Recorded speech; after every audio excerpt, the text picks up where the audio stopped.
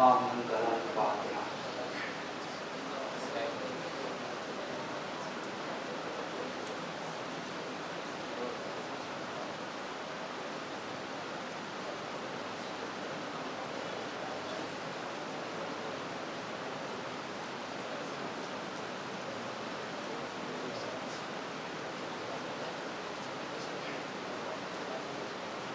لا حول ولا قوة إلا بالله العلي العظيم۔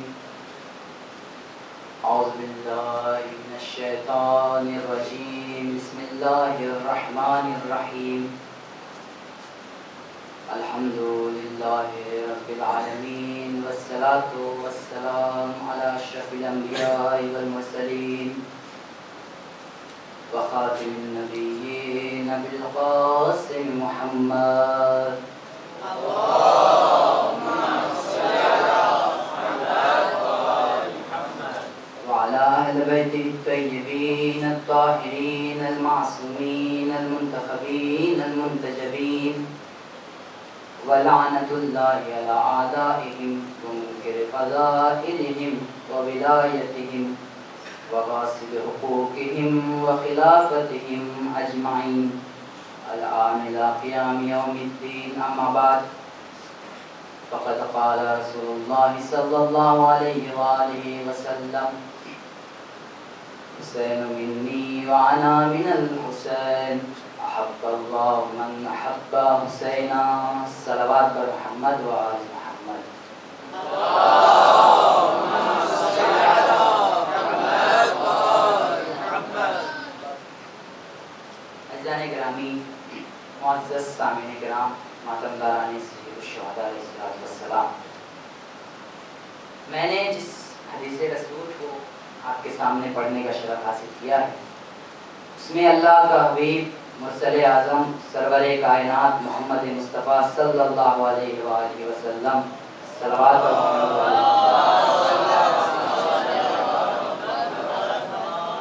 یہ صلوات وہ عبادت ہے جس کی قبولیت میں ذرہ برابر بھی شک نہیں ہے، اس لیے ایک بہتر اور بلند ترین صلوات پر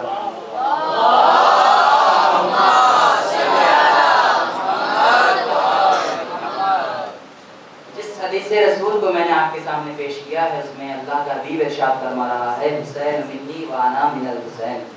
مسلسل آپ لوگ مجلسیں سن رہے ہیں اور پڑھ بھی رہے ہیں، مجھے رسول کی اس حدیث کے پہلے فقرے کے بارے میں کچھ نہیں کہنا ہے۔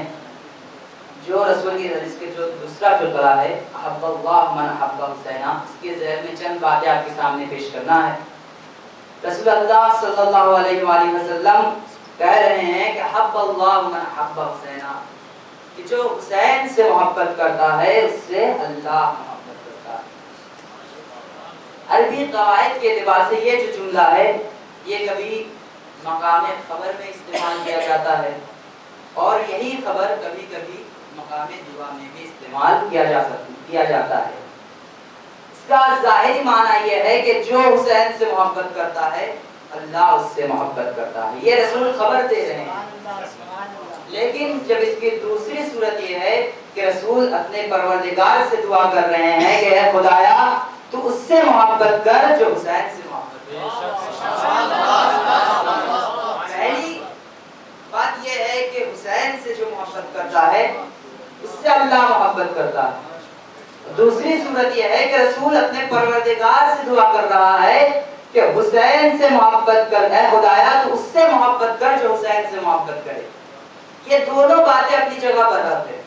پروردگار عالم نے رسول کو یہ عظمت دی ہے کہ رسول جو کہتے ہیں وہ ہو جاتا ہے، رسول جو مانگتے ہیں وہ مل جاتا ہے، رسول جو دعا کرتے ہیں وہ قبول ہو جاتی ہے۔ عزیزان گرامی، غیر معصوم کی دعا اور معصوم کی دعا میں ایک بنیادی فرق یہ ہے کہ غیر معصوم کی خبر تو معتبر ہو سکتی ہے لیکن اس کی دعا کا کوئی اعتبار نہیں ہے، کیونکہ بندہ جب اللہ سے مانگتا ہے تو وہ اپنی مصلحت دیکھ کے مانگتا ہے، لیکن پروردگار وہی دیتا ہے جس میں اپنے بندے کی مصلحت دیکھتا ہے۔ یعنی بندہ جب مانگتا ہے تو وہ اس میں اپنا فائدہ سمجھتا ہے، وہ نہیں جانتا ہے کہ جو چیز مانگ رہا ہے اس میں اس کی فائدہ، اس میں اس کا فائدہ ہے یا نقصان ہے، لیکن جو دینے والا ہے، جو خالق ہے، وہ جانتا ہے میرا بندہ جو مانگ رہا ہے اس میں اس کا نقصان ہے کہ فائدہ ہے۔ ایک مثال کے ذریعے آپ کے سامنے بات کو واضح کروں، ہر والدین کی یہ خواہش ہوتی ہے جو اپنے بچے کی ہر چھوٹی بڑی خواہشوں کو پورا کرے اور کرنے کی حد الامکان کوشش بھی کرتے ہیں، لیکن وہی بچہ اگر کوئی ایسی چیز طلب کر لے، ایسی چیز مانگ لے جو اس بچے کے لیے نقصان دہ ہو، تو ماں باپ ہرگز اس چیز کو اپنے بچے کو نہیں دیں گے۔ اور واضح کر دوں، شدید سردی کا موسم ہے، بچے نے ٹھنڈا کھانے یا پینے کے لیے مانگ لیا، مثلا آئس کریم مانگ لیا۔ اب بچہ نہیں جانتا کہ سردی میں آئس کریم کھانے کے نقصانات کیا ہے، بچہ نہیں جانتا کہ اگر میں اس سردی میں آئس کریم کھا لوں گا تو مجھے کیا ہوگا، چونکہ اس نے دیکھا ہے، اس کو اچھی لگی، اس نے مانگ لیا۔ لیکن جو ماں باپ ہے وہ جانتے ہیں کہ اس کے نقصانات کیا ہے، سردی میں اس کے کھانے کے نقصانات کیا ہے، اگر میرا بچہ یہ کھا لے گا تو اس کی طبیعت خراب ہو سکتی ہے، اس کو نزلہ ہو سکتا ہے، یہ اس کو بخار ہو سکتا ہے، لیکن یہ بچہ نہیں جانتا۔ لیکن وہیں پہ عزیزان گرامی اگر ماں باپ یہ جانتے ہوئے کہ اس چیز میں نقصان ہے، بچے کے لیے نقصان دہ ہے، تبھی وہ چیز اسے عطا کر دے اور بعد میں وہ چیز اسے نقصان، بچے کو نقصان پہنچا دے، تو لوگ تو یہی کہیں گے نا، یہ بچہ تھا تم تو بڑے تھے، یہ نادان تھا تم تو سمجھدار تھے، یہ جانتا نہیں تھا تم تو جانتے تھے، یہ ناتجربہ کار تھا یہ تجربہ نہیں رکھتا تھا، تم تو تجربہ کار تھے، تم تو جانتے تھے کہ اس سردی میں اس کے کھانے سے کیا نقصانات ہے۔ تو ماں باپ اس چیز کو عطا نہیں کرتے جو بچہ، ضروری نہیں کہ ماں باپ ہر چیز بچے کو دے دے جو مانگ رہا ہے، لیکن اگر بچہ زیادہ ضد کرتا ہے، لاکھ مچلتا رہے، لاکھ روتا رہے، لیکن ماں باپ وہ چیز ہرگز نہیں دیتے جو اس کے لیے نقصان دے، لاکھ روتا رہے، لاکھ روتا رہے، مچلتا رہے، زیادہ ضد کرے گا تو دو ہاتھ پڑ جاتا ہے، لیکن ماں باپ جو ہے وہ چیز اس کو نہیں دیتے۔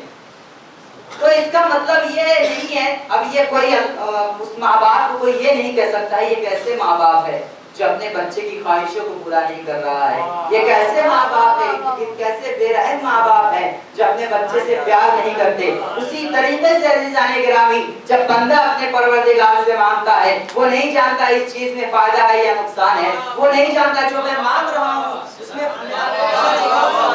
لیکن دینے والا جانتا ہے کہ اس میں میرے بندے کا فائدہ ہے نقصان۔ جب نقصان ہوتا ہے تو اللہ اس کو عطا نہیں کرتا ہے۔ اب کوئی اللہ کو یہ نہ کہے کہ یہ کیسا رحمان ہے، یہ کیسا رحیم ہے جو اپنے بندوں پہ رحم نہیں کرتا، یہ کیسا خدا ہے جو اپنے بندوں کی دعاؤں کو قبول نہیں کرتا۔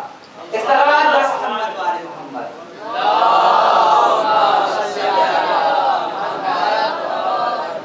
ایک اور صلوات پر محمد والے محمد۔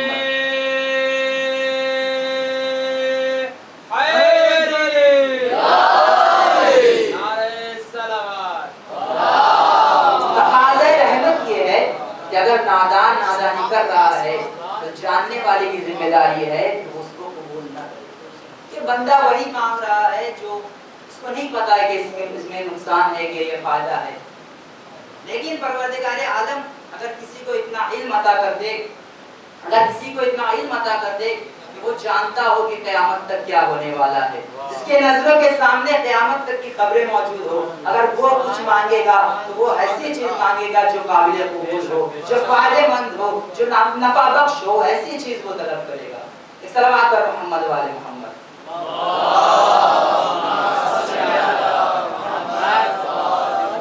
احب اللہ من احب حسینا، جو حسین سے محبت کرتا ہے اس سے اللہ محبت کرتا ہے۔ یہ حسین سے محبت کرنے والے ہیں کون؟ حسین سے محبت کرنے والے کون ہیں؟ عزیزان گرامی، حسین سے محبت کرنے والے اور ہوتے ہیں، حسین کو ماننے والے اور ہوتے ہیں۔ حسین کو ماننے والے بہت مل جائیں گے، لیکن حسین سے محبت کرنے والے بہت کم ملیں گے، کیونکہ صرف عزاداری کرنا یہ حسین سے محبت نہیں ہے، صرف ماتم کرنا یہ حسین سے محبت نہیں ہے، صرف نہا خوانی کرنا یہ حسین سے محبت نہیں ہے، صرف جلوسوں میں شرکت کرنا، تبرک تقسیم کرنا یہ حسین سے محبت نہیں ہے۔ عزیزان گرامی، یہ محبت حسین سے محبت نہیں ہے۔ اگر ایسا ہوتا تو تبرک وہ بھی تقسیم کرتے ہیں جو خدا کو نہیں مانتے، تعزیہ وہ بھی اٹھاتے ہیں جو علی کو نہیں مانتے، تبرک وہ بھی تقسیم کرتے ہیں جو شریعت کو نہیں مانتے، جو مجلسوں میں شرکت وہ بھی کرتے ہیں جو رسول کو نہیں रसूल को नहीं मानते। अज़ीज़ान गिरामी वो आज़ादारी इमाम हुसैन इसलिए करते हैं, वो इसलिए नहीं करते कि वो इमाम हुसैन से मोहब्बत करते हैं, वो इमाम हुसैन को मानते हैं इसलिए आज़ादारी करते हैं, मातम करते हैं। क्यों वो मातम करते हैं? इसलिए करते हैं क्योंकि इमाम हुसैन ने करबला के मैदान में दीन के साथ साथ इंसानियत को भी बचाया है, और उस अजीम कुर्बानी को याद करने के लिए वो ये मातम करते हैं, आज़ादारी को। वो इमाम हुसैन से मोहब्बत नहीं करते। इमाम हुसैन से मोहब्बत तो तब है जब हम मजलिसों में जुलूसों में शिरकत के साथ साथ नमाजों में भी शिरकत करें। इमाम हुसैन से मोहब्बत तो तब है जब हम तबर्रुक तकसीम करने के साथ साथ खुम्स ज़कात भी अदा करें। जब हुसैन से मोहब्बत तो तब है जब हम महाखानी के साथ साथ तिलावत कुरान करीम भी करें। इस तरह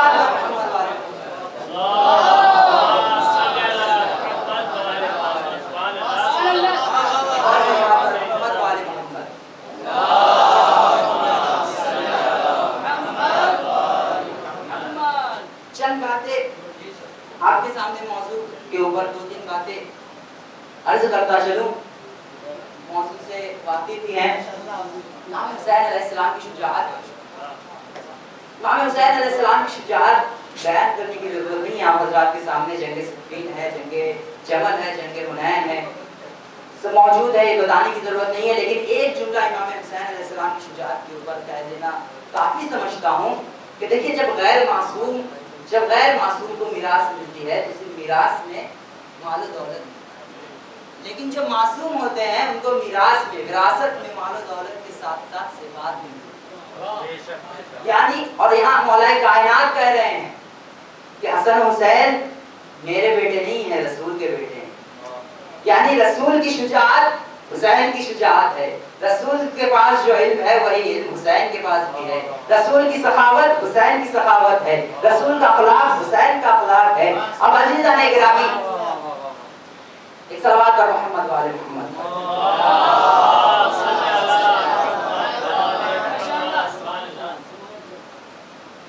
रसूल खुदा की शुजाअत का अंदाजा आप इससे लगा सकते हैं कि मौलाए कायनात जैसे शुजा बहादुर शख्स, जिसने जंगे हैदर को भी फतह किया, कई जंगों को फतह किया,